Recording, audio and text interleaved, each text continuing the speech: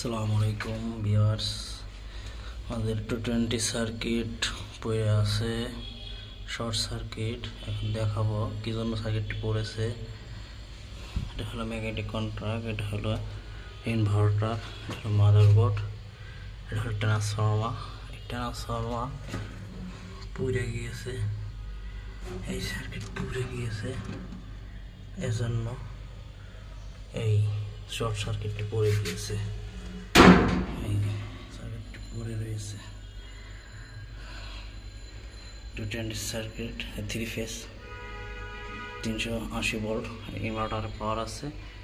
ট্রান্সফরমারটি পড়ে যাওয়ার কারণে এই শর্ট সার্কিটটি ট্রিপ করেছে ট্রান্সফরমার।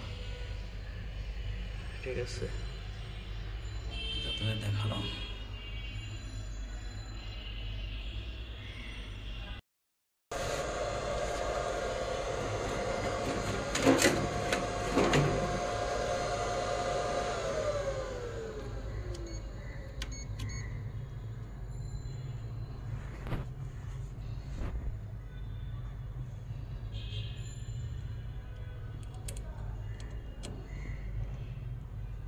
এটার ইনপুট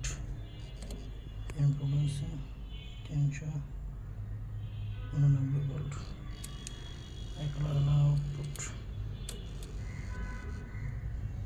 তারপরে আছে 17.86 ভোল্ট। তারপরে আছে হলো ব্যাটারি, কমন 112.23 ভোল্ট। নতুন ট্রান্সফরমার